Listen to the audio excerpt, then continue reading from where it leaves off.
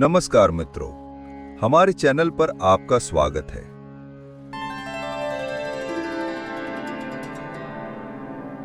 सामवेद परिचय। अनुक्रमणिका। सामवेद के दो भाग हैं। सामवेद का अर्थ। सामवेद में 3 आचार्यों की शाखाएं हैं। सामवेद का महत्व। सामवेद के श्रेष्ठ तथ्य। संगीत, स्वर, परंपरा, ब्राह्मण ग्रंथ। सामवेद के 2 भाग हैं, 1 आर्चिक और 2 गान।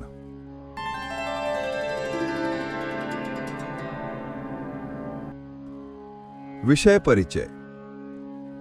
भारतीय संस्कृति के सबसे प्राचीन धार्मिक ग्रंथ वेद हैं, जो 4 हिस्सों में विभाजित ऋग्वेद, यजुर्वेद, सामवेद और अथर्ववेद हैं। इस अद्भुत ज्ञान कोश के वेदों में सामवेद का स्थान तृतीय क्रम पर आता है। संपूर्ण सामवेद में कुल 1875 संगीतमय मंत्र हैं। इसमें 1504 मंत्र ऋग्वेद से लिए गए हैं। सामवेद में 99 मंत्र के अलावा सभी मंत्र ऋग्वेद के ही पाए जाते हैं। फिर भी सामवेद की प्रतिष्ठा सबसे अधिक है।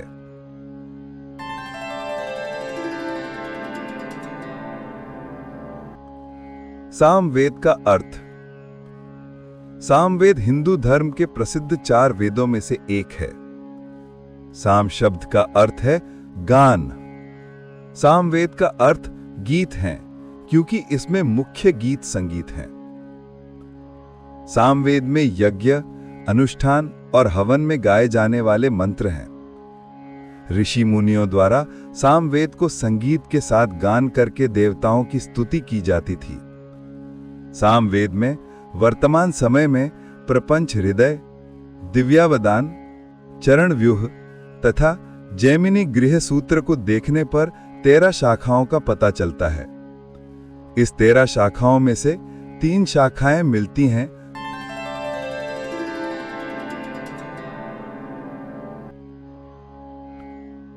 सामवेद में 3 आचार्यों की शाखाएं हैं।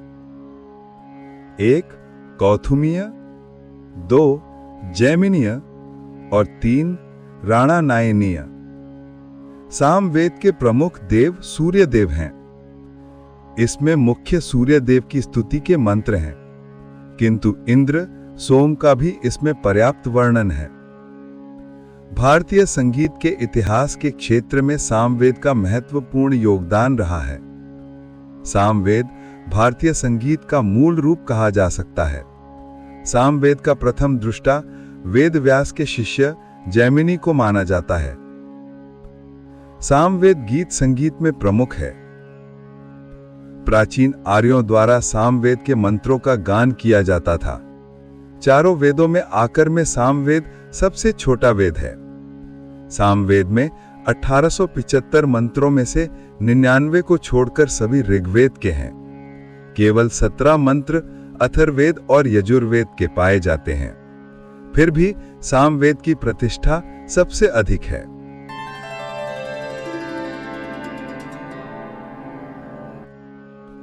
सामवेद का महत्व। सामवेद का महत्व भगवद गीता में कहा है कि वेदानाम सामवेदोस्मि। इसके अलावा महाभारत के अनुशासन पर्व में भी सामवेद की महत्ता का वर्णन मिलता है कि सामवेदश्च वेदानाम यजुषाम शतुरुद्रियम। अग्नि पुराण में सामवेद के मंत्रों का विधि पूर्वक जप करने से मनुष्य रोग पीड़ा से मुक्त हो जाता है और मनोकामना पूर्ण हो जाती है। सामवेद के मंत्रों का गायन पद्धति ऋषियों द्वारा विकसित की गई है।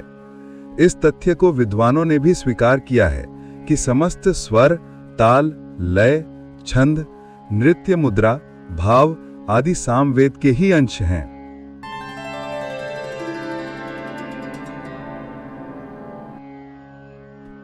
सामवेद के श्रेष्ठ तथ्य।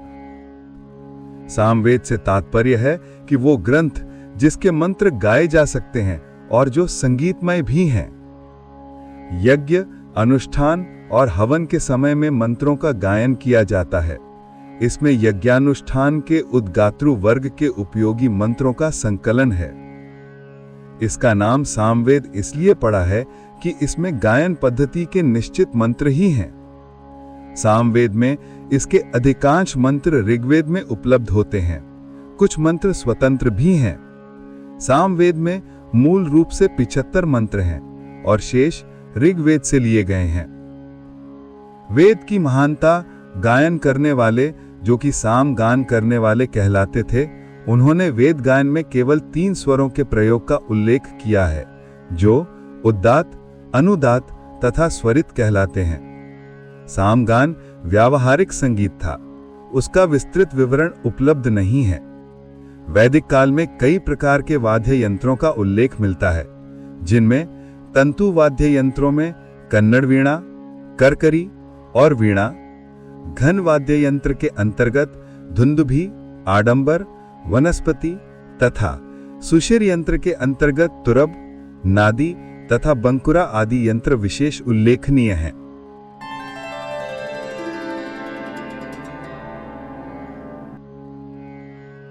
संगीत स्वर।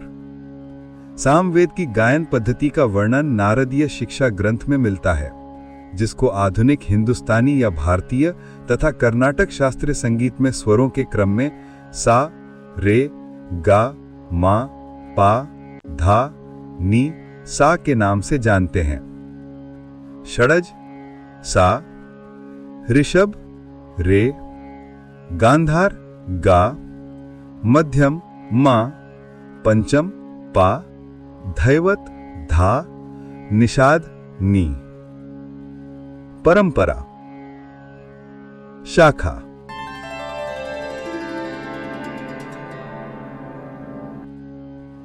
परंपरा। शाखा। वेदों में सामवेद की 1001 शाखाएं मिलती हैं, जो ऋग्वेद, यजुर्वेद और अथर्ववेद से बहुत ज्यादा हैं। सामवेद की 1001 शाखाओं में मंत्रों के अलग अलग व्याख्यान, गाने के तरीके और मंत्रों के क्रम मिलते हैं। ये भारतीय विद्वान इसे एक ही वेद राशि का अंश मानते हैं। पश्चिमी विद्वान इसे बाद में लिखा गया ग्रंथ मानते हैं, परंतु सामवेद का उल्लेख ऋग्वेद में भी मिलता है, जिसे भारतीय संस्कृति में प्रथम स्थान प्राप्त है और पश्चिमी लोग पुरातन वेद के नाम से जानते हैं। ऋग्वेद में सामगान या साम की चर्चा 31 जगहों पर हुई है, जो वैरूपम, बृहतम, गौरविति, रैवतम, अर्के इत्यादि नामों से।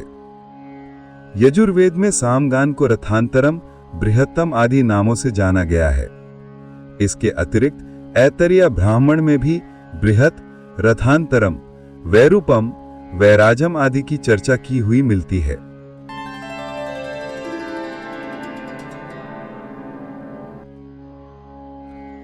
ब्राह्मण ग्रंथ। जैसा कि इसकी 1001 शाखाएं थीं, इतने ही ब्राह्मण ग्रंथ भी होने चाहिए, पर करीब करीब 10 ही शाखाएं उपलब्ध हैं। तांड्य, षड्विंश इत्यादि।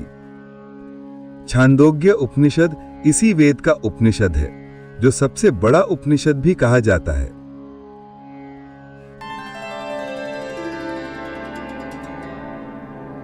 मित्रों, ये वीडियो पसंद आए तो इसे लाइक, शेयर और सब्सक्राइब करें। ये वीडियो अंत तक देखने के लिए धन्यवाद। वंदे मातरम।